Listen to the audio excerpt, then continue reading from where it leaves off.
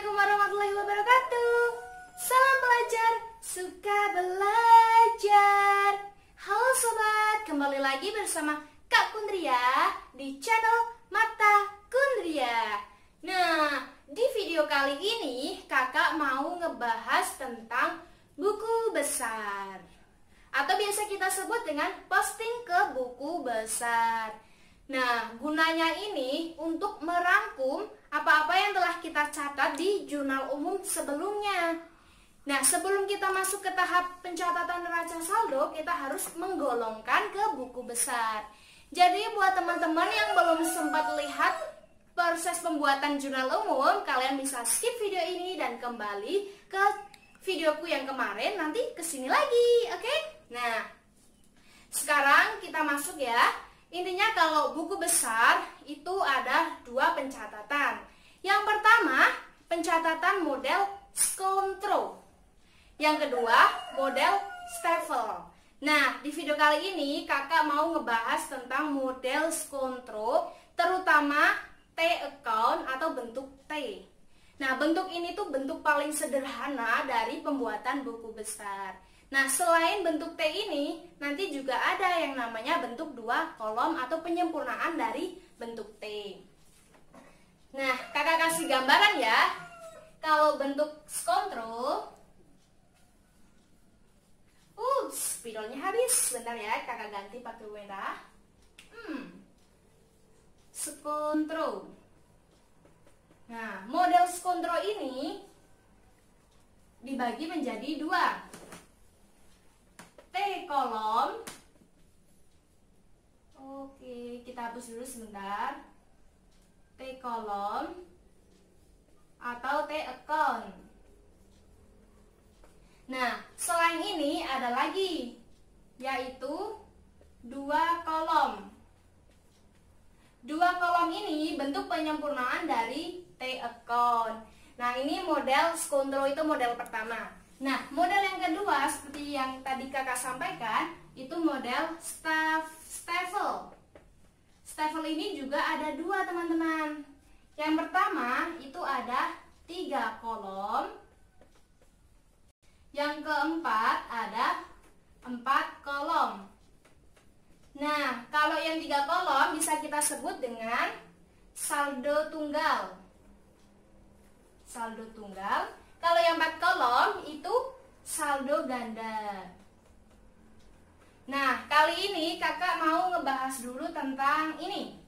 Sekarang kita praktek yang pakai T kolom atau T account. Oke, kita masuk ya.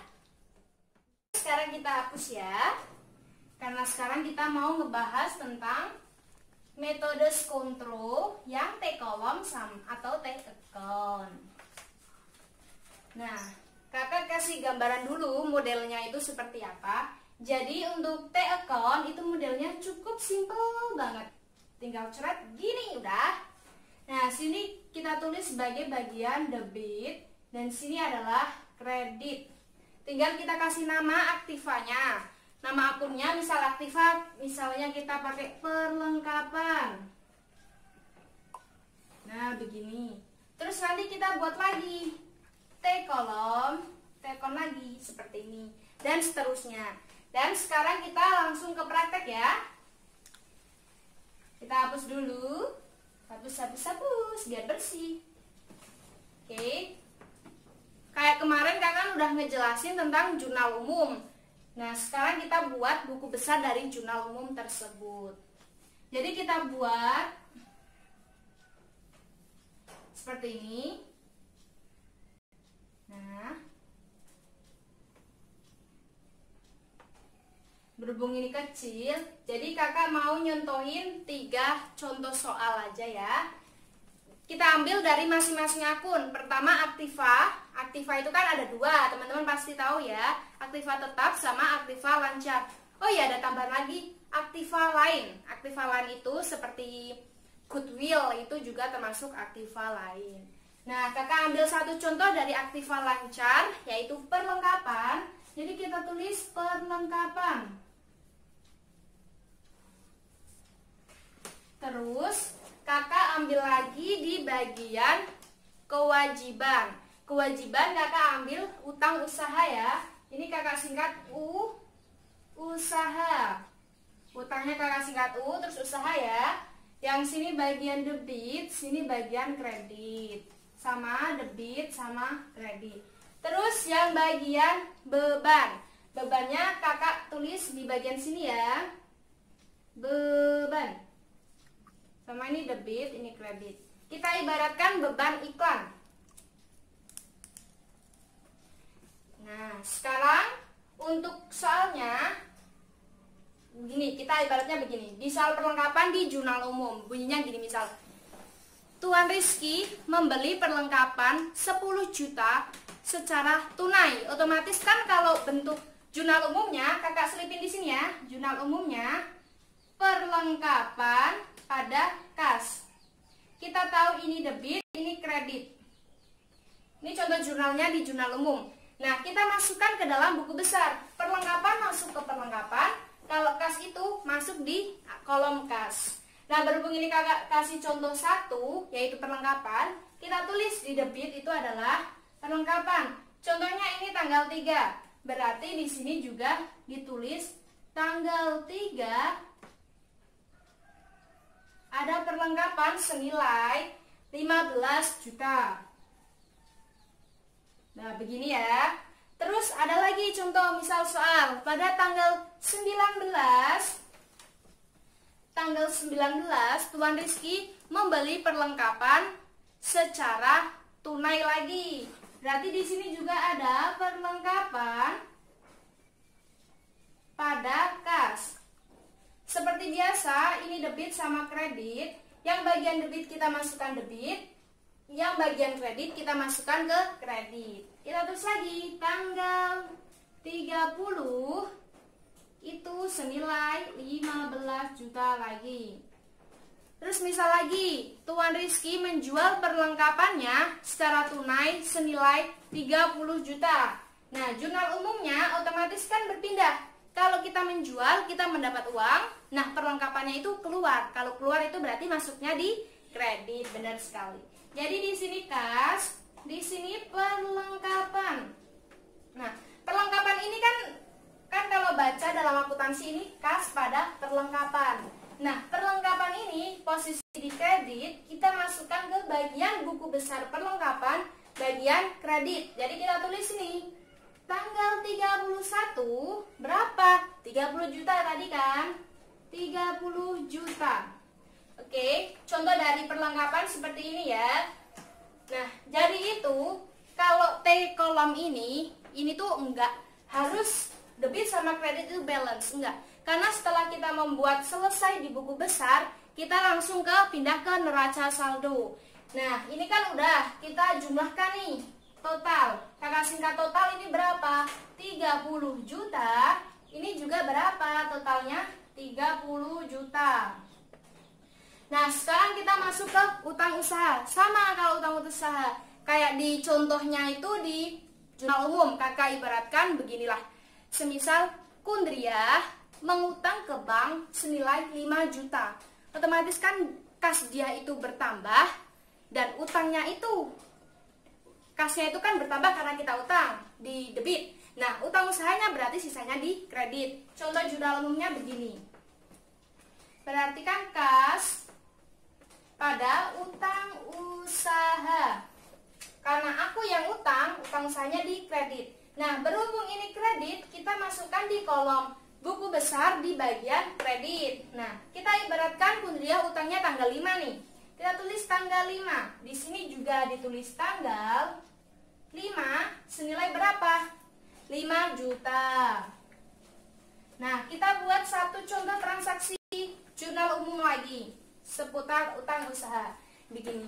Kundria tanggal 15 dia membayar utangnya ke bank senilai 3 juta. Nah, begini. Kundria kan membayar utang nih. Utang ke banknya 3 juta. Berarti kasnya dia keluar.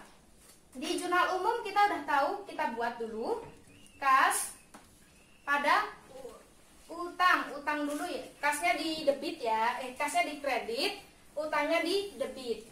Nah, kalau seperti ini misal tanggal 6 ya, 3 juta. Yang kita tulis di buku besar itu berarti utangnya pada tanggal berapa tadi? Tanggal 6, 3 juta. Semisal segini ya, udah contohnya. Nah, kalau semua transaksi tentang utang piutang di jurnal umum, kalian masukin semua. Dan itu tidak harus balance di bagian untuk T kolom.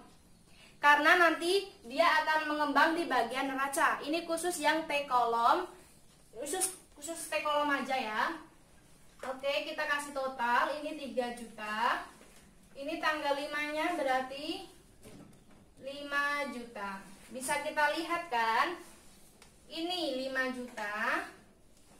Ini 3 juta. Kenapa bisa beda? Karena ini model T kolom. Jadi nanti kita kelompokkan sendiri di neraca gitu. Terus contoh yang beban iklan. Kakak kasih contoh begini. Tuan Rizky kan jualan jamur crispy nih.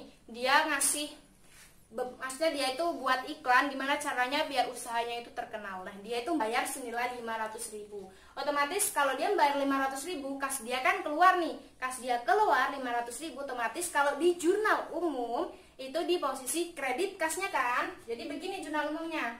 Kas 500.000. Nah, untuk apa sih beban iklan?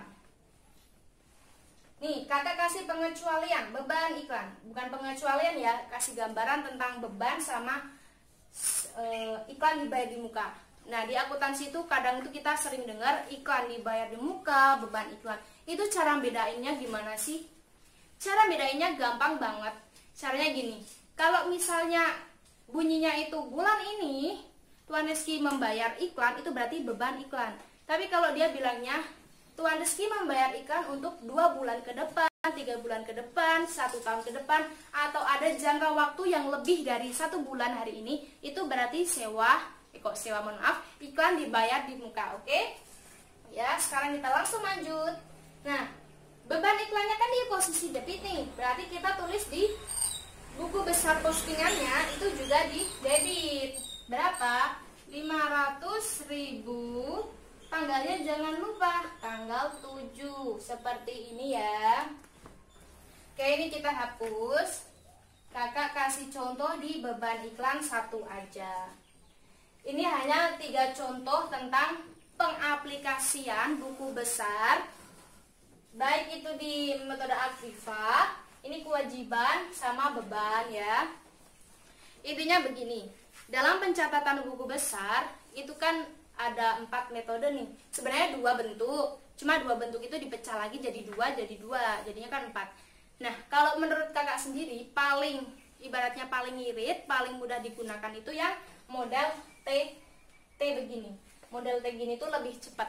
Tapi kalau untuk perusahaan yang jangkanya itu ibaratnya penjualannya banyak, itu kita bisa mudahin model Staffel. Model Staffel yang 4 kolom. Nah, kakak akhiri ya untuk pembahasan buku besar yang modelnya T-Econ. Jadi untuk metode yang lainnya kalian bisa tonton di video selanjutnya. Kalian tunggu ya, jangan lupa. Oke, tetap semangat. Salam belajar, suka belajar.